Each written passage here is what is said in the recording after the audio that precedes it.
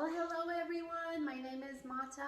Wanted to showcase our Persian New Year table with you called Haft-Seen, the 7 S's. Here we're at one of our amazing board members' homes. She always does an incredible job of decorating her Haft-Seen. Persian New Year is celebrated through the entire world with different styles, traditions, and every household has its own unique ways of displaying their tables for whatever is unique to them. So whatever you see on the video here today, it doesn't mean that every household is the same. I'm going to take you through the journey of the table in a little bit and explaining what each and every single element that is iconic to the Haft-Seen table. To find out, every table is set up about a week before, and every spring cleaning is done about a week before, celebrating and the arrival of the Persian New Year, Nowruz, and spring. So here we go with showcasing all these different elements. I hope you enjoy it, and thank you for being with us. Here we are with Sarah's Haft-Seen table, and I'm going to walk you through what each of these symbols represent. Some of the extra symbols are just decoration purposes, and there are 7 S's that are symbolic to the Haft-Seen table, and 7 S's symbolize 7 elements. I'll start with S in Farsi. So here we go. Here we have vinegar, which is serke, symbolizes patience and age. We have garlic, that is seer, symbolizing medicine. We have apple, which symbolizes health and beauty, which is sib, and we have somar, which is sumek, representation of the color of sunrise. Bitter orange in water represents our planet Earth that we live in, going in circular motion. But that's just symbolic. That's not a symbol that starts with S. We have senjed, which is dried fruit from lotus tree, symbolizing love. And we have samanu, which is a sweet pudding, symbolizes affluence. And this samanu, the process of making it, the one that you guys see in this video, is homemade. The process of making it is very close on how we grow our sabzi. With that said, sabzi represents rebirth, which is incredible, the process of it growing. You watch it grow before your very own eyes, and it's just so beautiful how it comes. And different households use different beans and seeds to get their Haft-Seen sabzi going, and this one is wheat. The 7 S's that's represented on a table, they need to be edible. So there are different elements that are not edible, like the hyacinth, which symbolizes spring flower, seke, which is coins representing money, and seke on the table represents wealth and prosperity in the new year. Placing an odd number of coins on rice or wheat symbolizes blessings of wealth for the new year. You also see eggs symbolizing fertility, and every household decorates their eggs in different shape and form, and here are Sarah's beautiful decorated eggs. Candles are not starting with S's in Farsi, they're sham, they're with she, but they represent enlightenment, and every household definitely has them going as we get closer to the Persian New Year, the ring of spring. Symbolism of shirini, which is sweet, is also found on the tables, spreading the sweetness going into the new year. Every household definitely has mirror going alongside the candles. Some believe that it represents reflection, and some believe that spreads the light that is being reflected on the Haft-Seen table. And for those who celebrate Nowruz and know all about the details of what it takes to put this table together, they know that something is missing on this table, and it's fish. And environmentalists believe that goldfishes should not be used for the Haft-Seen decorations because they tend to die. Usually people keep them in small vases, and it's not enough oxygen for the fishes to last and for them to be returned to the nature.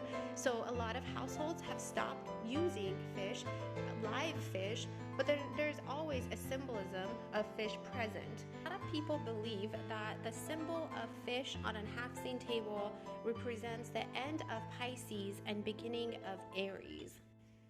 Goldfish also represent a symbol of life on the Haft-Seen table, but as you can see, there are different elements that also do represent that life. like the Sabzi, like the sombol, because these are living. They need water to grow, to be maintained, so they do the job of a living goldfish. And every table has its own symbolic book. So it could be Hafiz poetry, it could be a book of any religion of that household. Some people put Shahnameh, the book of the king. Every Haft-Seen is very personalized to the individual that is putting it together. Hello everyone, my name is Omid Rustai. I am an Iranian American psychotherapist and a food blogger. I also serve as a culinary board director with the Seattle-Isfahan Sister City Advocacy. I am also a big supporter of the Iranian American Community Alliance, and I am beyond thrilled to be able to show you today a very traditional dish that Iranians prepare for their upcoming Persian New Year called Nowruz. So the dish that we're going to be making today is called Sabzi, polo, mahi, which translates to herbs and rice pilaf that is served with a white flesh fish. And so here are the ingredients for our Sabzi, polo, mahi today. We'll have fresh chives, parsley, dill, cilantro, as well as some dried fenugreek that are going to get processed in the food processor to create a pretty coarse chop, and some rice that has been soaking in water for about an hour or so. And here's the fish that I'm going to be using today. I am using branzino. You could use sea bass, trout, or sea bream, or really any white flesh fish that is seasonally available. And some saffron that I'm going to ground and add some water to it, and this will be used to color the bottom of the pot with the saffron and some rice that creates that golden, crispy, delicious saffron tadig, the crispy rice. So let's get started. Time to start making the rice. I have brought about 8 cups of water to a boil, and I'm adding about a couple of tablespoons of salt to the water. Be careful as it boils up. The salt will be rinsed out, but it is just enough to flavor the rice. And here's my 2 cups of white basmati rice that I have soaked for an hour, and I'm going to add that into the pot of boiling water and boil this for about 5 to 7 minutes. And you can see how elongated these grains of rice have become. And now it's time to take it off the heat, take it to the sink and strain it and rinse it once. All right, let's start assembling the rice. I'm going to start with making the saffron tadig. Here's the ground saffron with some water. And so I'm going to put about a tablespoon of that into this bowl. Take about a few tablespoons of this partially parboiled rice and mix it with this saffron water. You need just enough to cover the bottom of the pot that you're going to be using. So if you're using a bigger pot, you will need to do a larger amount of this rice. So gently toss this around so that you have this golden, beautiful, colorful saffron mixed with rice. This needs to get layered in the bottom of the pan. I'm using a non-stick pan, which makes it a lot easier to be able to flip this over when it's time to serve. I'm going to put about 2-3 tablespoons of a pretty neutral oil down on the bottom, just smeared around so that it covers all the nooks and crannies of the pot. And what you want to do is add this saffron rice to the bottom of the pot.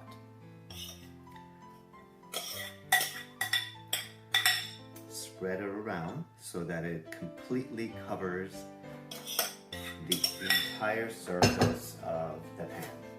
So gently press it down so that it is flat and covering the pan. There we go. So it will look something like this. Now I'm going to start putting a layer of the white rice and then mixing it with a layer of the chopped herbs so that the end result is this beautifully layered rice and herb dish. So take your time and slowly put layer by layer, alternating between the herbs and the white rice. And if you like to mix it a little bit, that will be just fine. I'm just going to make sure that the bottom layer, the saffron tahdig, stays untouched. And this is what it will look like after all the herbs and the rice have been mixed. To this, I'm going to add about a couple tablespoons of oil and about a quarter cup of water. And I'm just going to gently drizzle this all over the surface of the rice, and it's ready to be cooked. What I now need to do is grab a clean kitchen towel and wrap the lid inside this towel, pull the edges back, and bunch them at the top. And this is what's going to get placed on top of the pot and cooked on medium-low heat for about 45 minutes. The rice has been cooking for about half an hour, and about 15 minutes before it's finished, we want to get the fish started.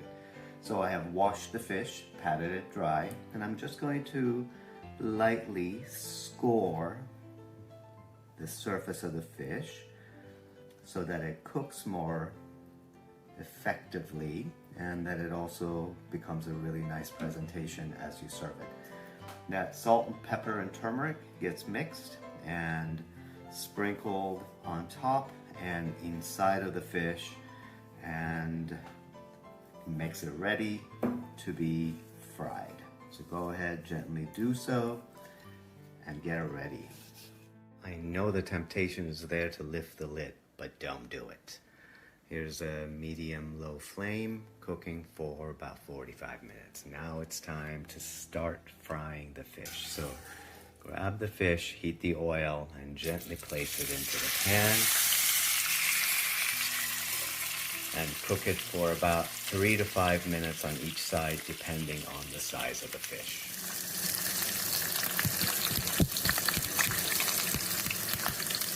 All right, rice has been cooking for about 50 minutes.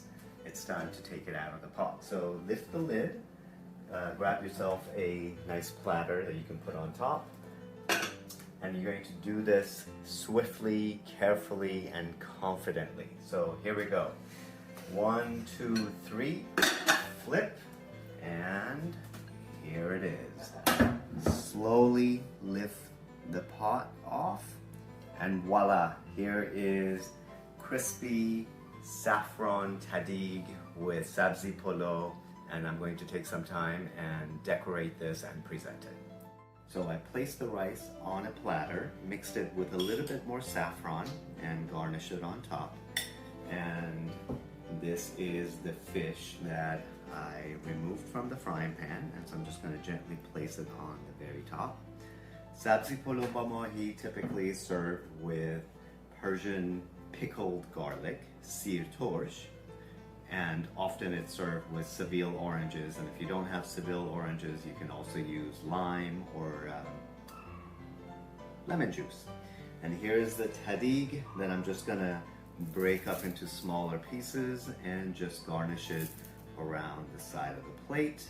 And this is our final dish that Iranians look forward to the eve of Nowruz, the Persian New Year.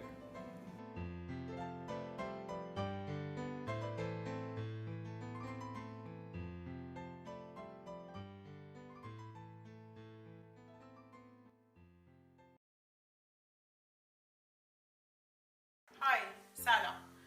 Welcome to June Sweet's Kitchen. Today we're going to make a cookie that is usually made during Nowruz celebration that is called paderazi.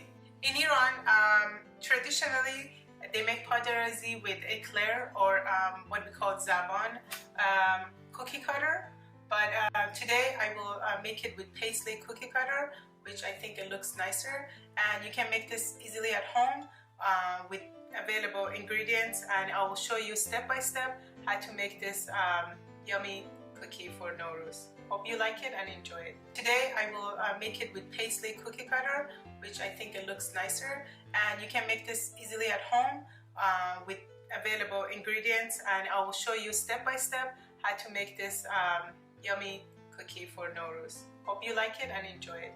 So first we will put 150 grams of our unsalted butter in the mixer, and you start low speed medium and you let it just run for about 1 or 2 minutes until the butter gets light.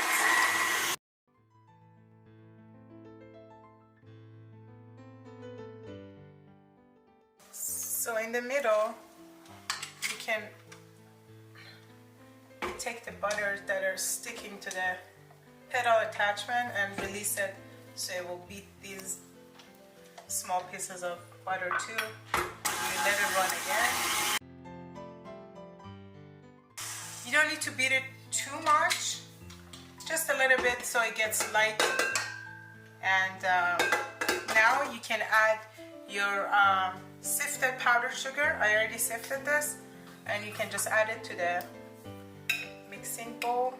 When you add the powdered sugar, you want to start the stand mixer on the low first so it doesn't go all over in the air. Once it starts mixing a little bit, you can add to the speed and put it on the medium low. You will start seeing the mix of butter and powdered sugar. Once it's mixed and light, it's fun, it's good. And now you can add the eggs one by one.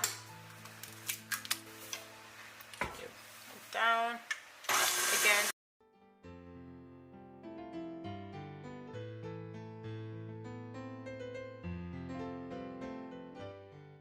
Now the second egg.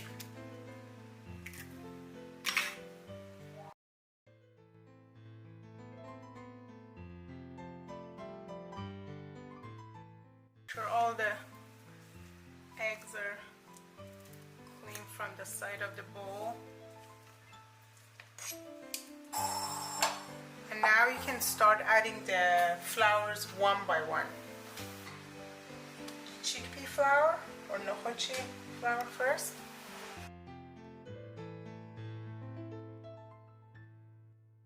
And then I'll be adding the rice flour. Last, the wheat flour or pastry flour, and 1 teaspoon of cardamom. Stop it. Mix it with spatula a little bit. You don't want to incorporate a lot of air into this, so it is a kind of hard to mix mixtures.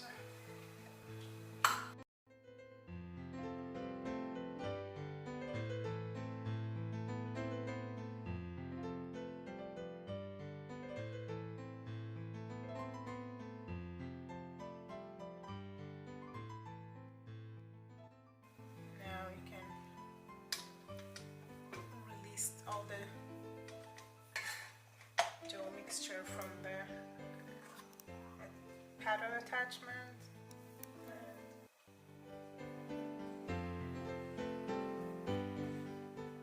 Now once we have the dough together, we're just gonna take it out of the mixer bowl. Get it all out.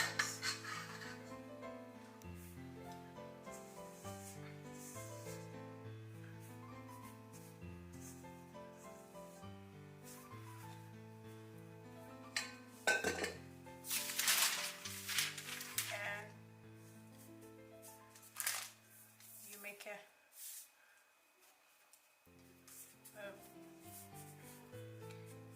dough, and you put it between 2 parchment papers, and you roll it a little bit.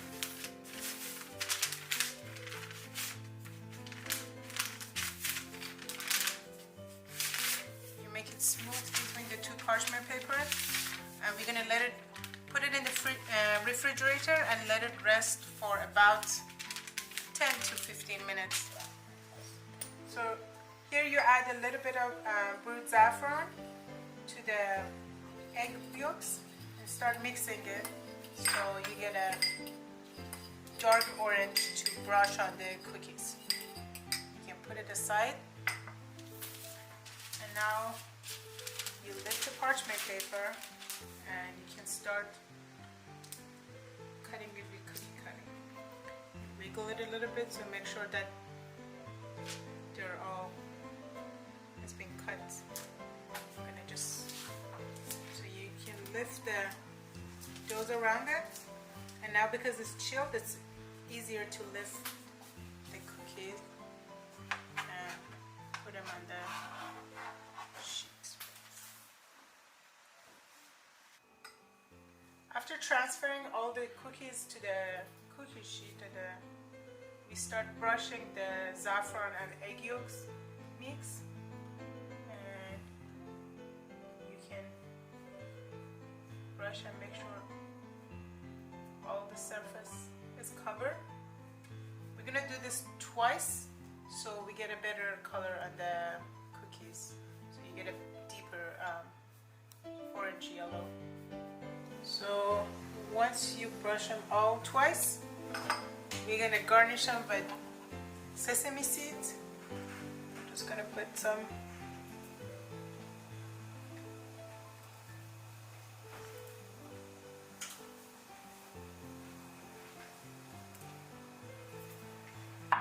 Or some pistachio pieces.